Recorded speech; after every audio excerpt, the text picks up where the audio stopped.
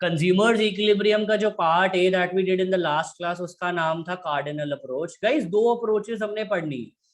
Cardinal approach ने हमें ये पढ़ाया कि जब हम किसी प्रोडक्ट की यूटिलिटी को नंबर्स में पढ़ते हैं तब हम उसे कार्डिनल अप्रोच कहते हैं। नंबर में पढ़ने का मतलब है भाई मैंने 1 गिलास पानी पिया, मुझे कुछ यूटिलिटी मिली, सेकेंड ग्लास ऑफ वाटर पे कुछ यूटिलिटी मिली, थर्ड पे कुछ यूटिलिटी मिली। So as and when I consume the goods I get satisfaction.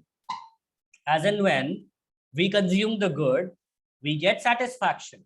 That is what the cardinal approach, जिसमें हमने marginal utility, total utility, law of diminishing marginal utility, law of DMU ने हमें क्या सिखाया पिछली अप्रोच में कि जब हम एक गुड को बैक टू बैक कंज्यूम करते हैं तो हमें उससे मिलने वाली सैटिस्फैक्शन क्या हो जाती है, कम हो जाती है। ये हमें किसने सिखाया? Law of diminishing marginal utility. अब हम आज के टॉपिक पे चलेंगे गाइस। अच्छा हाँ, फिर पिछली क्लास में एक चीज हमने और पढ़ी, मैं वो भी रिकैप दे देता हूँ 2 मिनट में। हमने पढ़ा यार कंज्यूमर्स इक्विलिब्रियम को दो अप्रोचेस में पढ़ा जा सकता है। The first one where the consumer's equilibrium is in the case of a single commodity, यानी कि अगर एक कंज्यूमर अपनी एंटायर इनकम को एक ही गुड पर खर्च कर देता है तब उसे इक्विलिब्रियम कहाँ मिलेगा, और जब एक कंज्यूमर अपनी एंटायर इनकम को 2 गुड्स पर खर्च कर देता है तब उसको इक्विलिब्रियम कहाँ मिलेगा।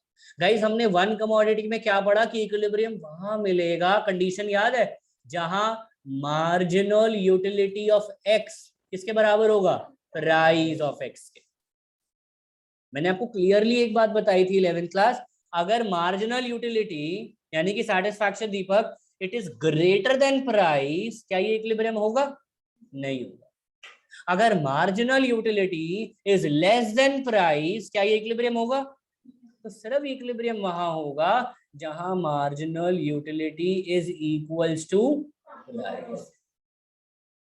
और गाइस, जब हमने टू कमोडिटीज केस को किया तब हमने क्या पढ़ा कि इक्विलिब्रियम वहां होगा, ये कंडीशन हमने पढ़ी थी, where MUX by PX is equals to MUY by, यानी कि जब x की सैटिस्फैक्शन डिवाइडेड बाय x का प्राइस बराबर है किसके? y की सैटिस्फैक्शन डिवाइडेड बाय y का प्राइस।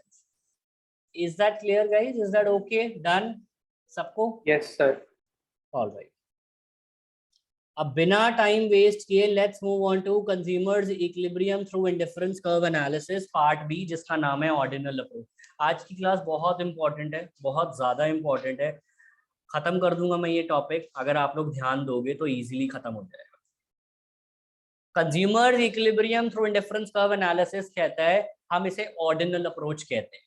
हम इसे ऑर्डिनल अप्रोच इसलिए कहते हैं क्योंकि यहां पर हम यूटिलिटी को नंबरों में नहीं, हम यहां पर यूटिलिटी को रैंक्स में गिनते हैं। किस में गिनते हैं? जैसे मान लो भाई, मैंने पहला गुड कंज्यूम किया तो मुझे उससे सबसे ज्यादा सेटिस्फैक्शन मिली, दूसरे से मुझे उससे कम मिली, तीसरे से मुझे, तो जो हम सेटिस्फैक्शन जिस ऑर्डर में लगा रहे हैं उसके बारे में बात करें। तो ये क्या है guys? This is the ordinal approach. लिखा हुआ है साफ, it is expressed in terms of ranking which is first, second, third, fourth and all that. ये रैंक्स में जब हम करते हैं तब हम इसे ऑर्डिनल अप्रोच कहते हैं। लेकिन यार अब एक क्वेश्चन आता है 11th क्लास, ये इंडिफरेंस कर्व क्या है? ये कैसे बन गया?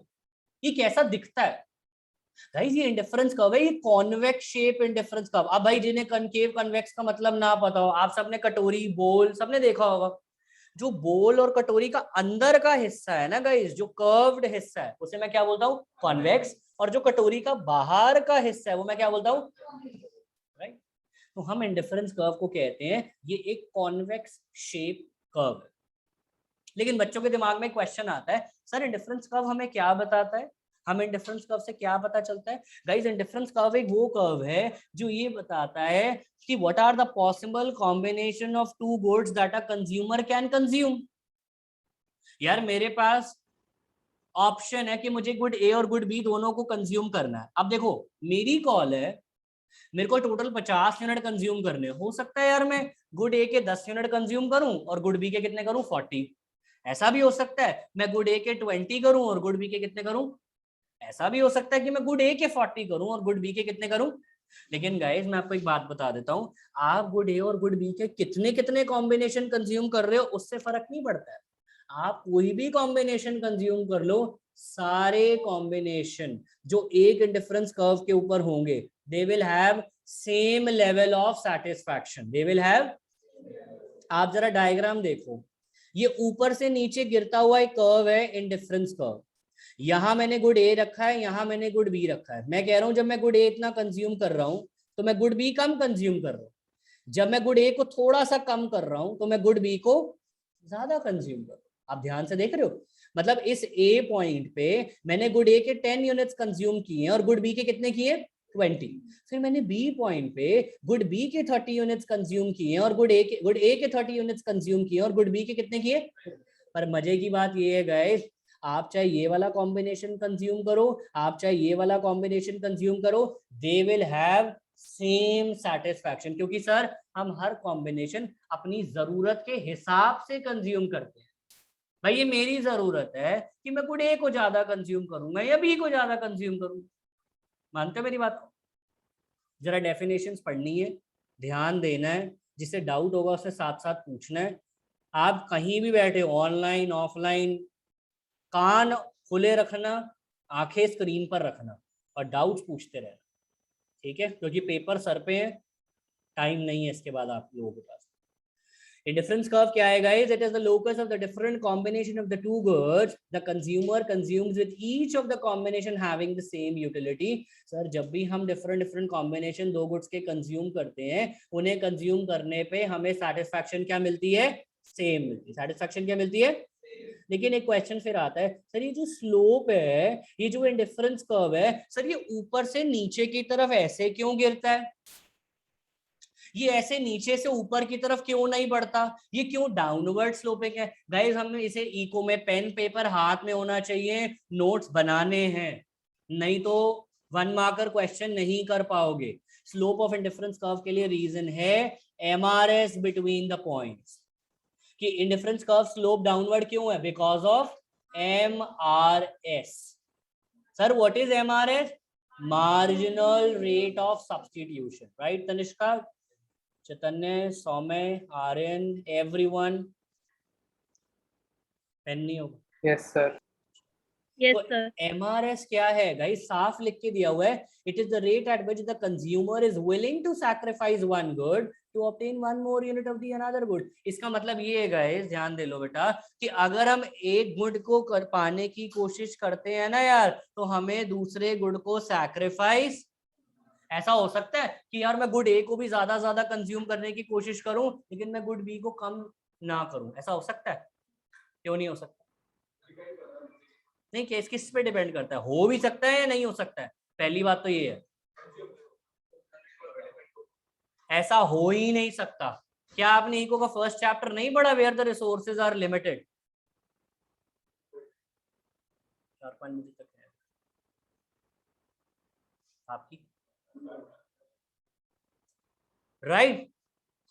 समझ रहे हो?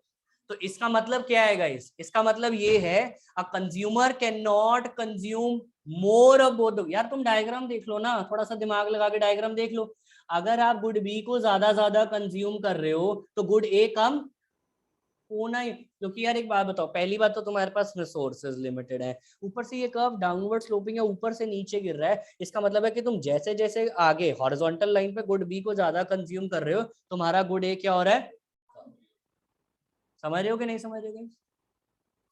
बोलो 11th क्लास, हाँ या ना? बोलो भैया, जो लोग ऑनलाइन भी बैठे हैं, आया या नहीं आया? बोलो राज। Yes sir. आ गया? Yes sir. एक क्वेश्चन ये भी आ सकता है गाइस कि हम एमआरएस को और कैसे रिप्रेजेंट करें। हम एमआरएस को रिप्रेजेंट करेंगे, एक फॉर्मूला भी बना लो, units of be willing to sacrifice. मतलब एक बात बताओ, ए और बी दो गुड है, मान लो हम बी को कर रहे हैं सैक्रिफाइस। हम बी को सैक्रिफाइस क्यों कर रहे हैं? ताकि हम ए को गेन कर पाए। तो मैं एमआरएस की रेशियो क्या कह रहा हूं, जिस बी को मैं सैक्रिफाइस कर रहा हूं वो ऊपर, डिवाइडेड बाय जिस ए को मैं गेन कर रहा हूं वो नीचे। तो मेरे को एमआरएस का फॉर्मूला भी बन गया। ठीक है आदित्य भैया? क्लियर है? तनिष्का, आर्यन, सौम्य, आरिफ, जसजीव, लशित, दिया, पारुल, Yes, sir. दिया? Yes sir. ठीक है। एक 1 मार्क क्वेश्चन और आ गया भाई अब मेरे पेपर में, एक 1 मार्क क्वेश्चन और आएगा, वो ये आएगा, is indifference curve is always downward sloping. क्या इंडिफरेंस कर्व हमेशा ऊपर से नीचे गिरता हुआ डाउनवर्ड स्लोपिंग बनेगा, या ये कभी नीचे से ऊपर बढ़ सकता है? क्या लगता है गाइस? नीचे ही आएगा। क्यों आएगा भला?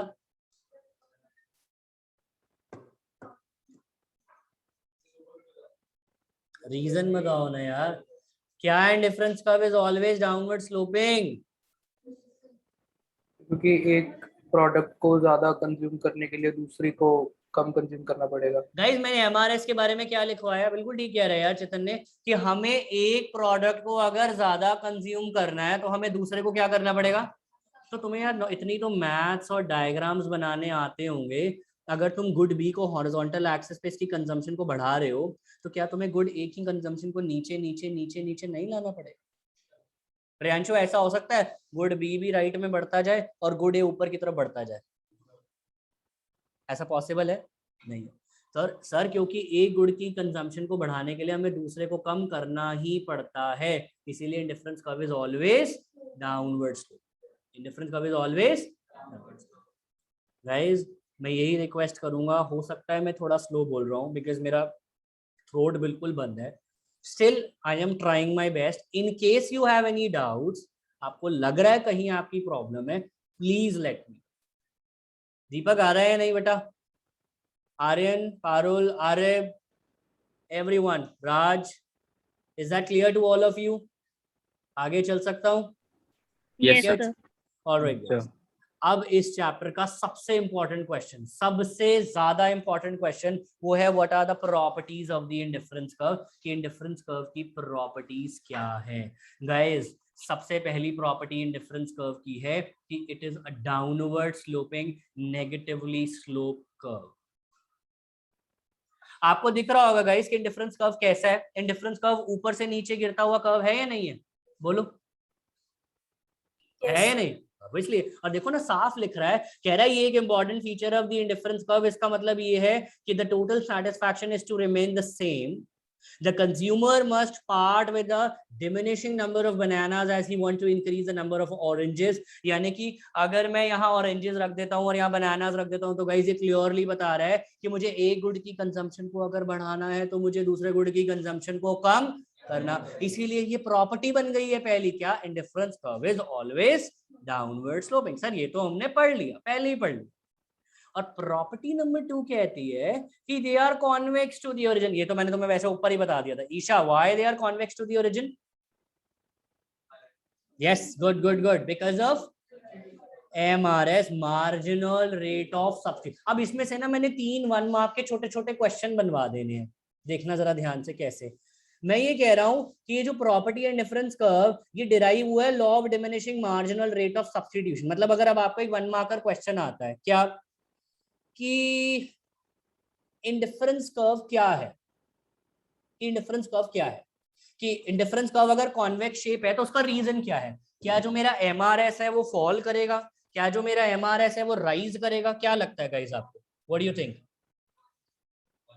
फॉल करेगा। बाकियों को क्या लगता है गाइस?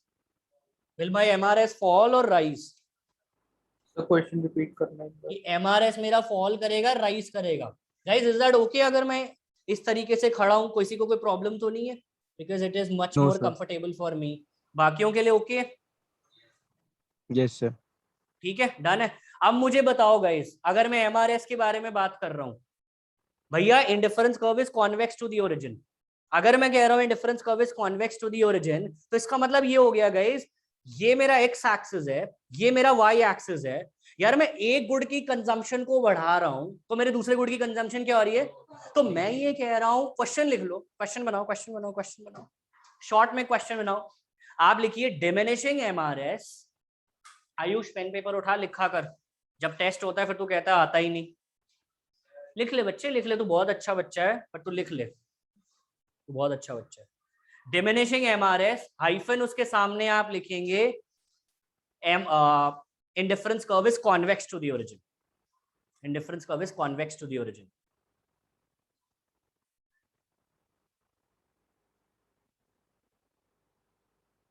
ठीक है भैया। तो इसका मतलब मैंने क्या बताया कि अगर एमआरएस डिमिनिशिंग है तो मेरा इंडिफरेंस कर्व क्या होगा, कॉन्वेक्स टू दी ओरिजिन। लेकिन सर अगर क्वेश्चन ये आ जाता है increasing MRS, guys increasing MRS, तो क्या होगा दीपक, इसका उल्टा भाई, डिमिनिशिंग में कॉन्वेक्स टू दी ओरिजिन है, अगर इंक्रीजिंग कर दूं तो क्या होगा, लिख लो ना फिर गाइस, कॉनकेव होगा कि नहीं होगा, 11th क्लास बोलो, होगा कि नहीं।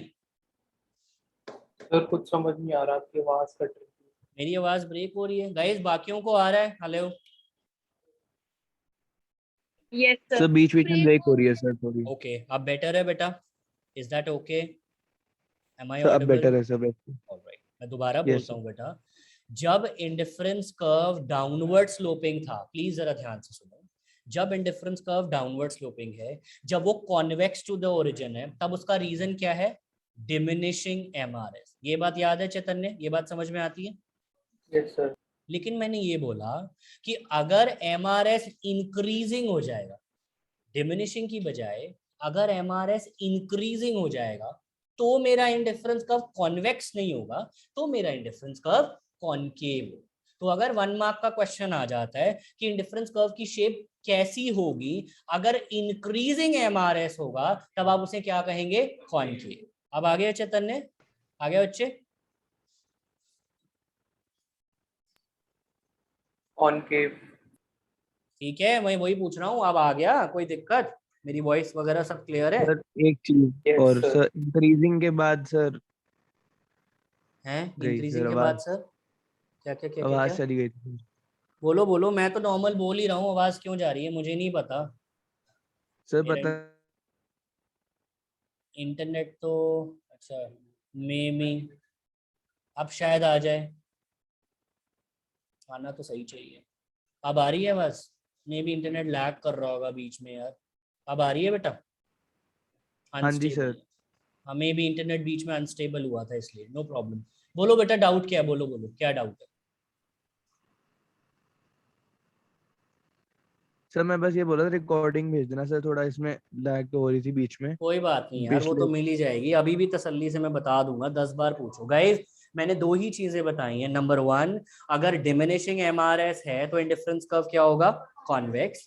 अगर इंक्रीजिंग एमआरएस है तो इंडिफरेंस कर्व क्या होगा, कॉनकेव। और तीसरी चीज लिख लो गाइस, अगर एमआरएस कांस्टेंट है, ये भी लिख लो, तीसरी चीज लिख लो, अगर एमआरएस कांस्टेंट है, अगर एमआरएस कांस्टेंट है तो फिर इंडिफरेंस कर्व कैसा होगा गाइस, अगर एमआरएस कांस्टेंट है तो straight line. Straight line. Straight line. Yes, तो हो गए ना 3 क्वेश्चन तैयार हो गए साथ साथ, ठीक है बेटा। दिया आवाज आ रही है, रिया, महक, अक्षित, ऑलराइट गाइस, समझ आ रहा है सबको, यस सर। ऑलराइट। तीसरी प्रॉपर्टी Yes, को अगर sir. आप ध्यान से देखोगे गाइस, बहुत ध्यान से देखोगे, तो every indifference curve to the right represents the higher level of satisfaction. मतलब बड़ी इजी भाषा में समझाता हूं, मैं इसे ऐसे बोलूंगा, higher the indifference curve higher will be the level of satisfaction. मतलब मैंने यहाँ 2 इंडिफरेंस कर्व बनाए हैं, एक IC1, उसके ऊपर एक IC2, मान लो मैं उसके ऊपर बना देता हूँ एक और IC3। अब अगर मैं ये कहता हूँ गाइस, इनमें से सेटिस्फैक्शन किसकी ज्यादा होगी, 1 की ज्यादा होगी, 2 की ज्यादा होगी, 3 की ज्यादा होगी, मतलब 1 और 2 सर में से तो किसकी ज्यादा होगी, 1 और 2 में से तो 2 की ज्यादा होगी, और 1, 2 और 3 हाँ में से जी किसकी ज्यादा होगी, बस 3 की। यही प्रॉपर्टी।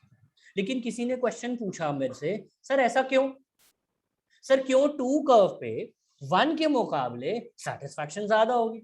अब मैं इसको एक एग्जांपल दे रहा हूं, हाँ कोई कुछ कह रहा है, नहीं, मैं इसका उसका रीजन ये है गाइस कि जब एक कंज्यूमर हायर इंडिफरेंस कर्व पर जा रहा है, IC1 के मुकाबले IC2 पे जा रहा है, उसका मतलब है कि वो वहां ज्यादा क्वांटिटी कंज्यूम कर पा रहा है गुड ए और गुड बी की।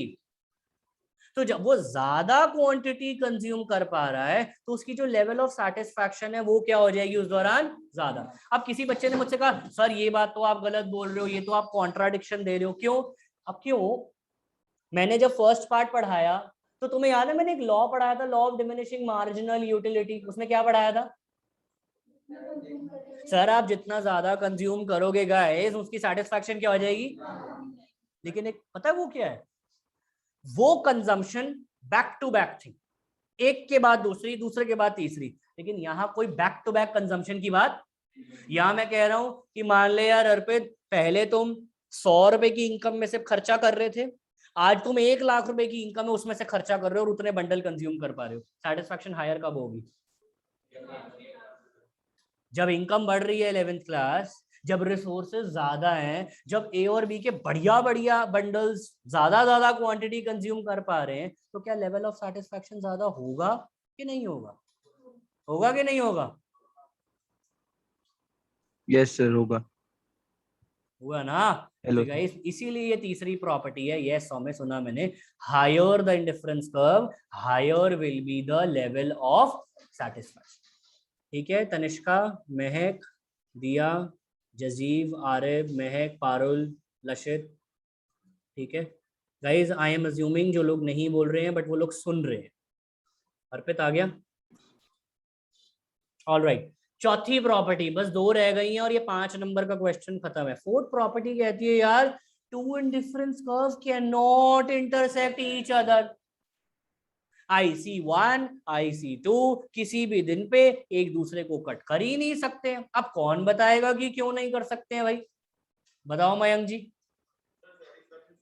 हाँ सही कह रहा है भाई सर। अच्छा एक बात बताओ, फिर मेरा क्वेश्चन है, IC1 और IC2 में से सेटिस्फैक्शन किसकी हायर है? IC2 की ज्यादा है 11th क्लास।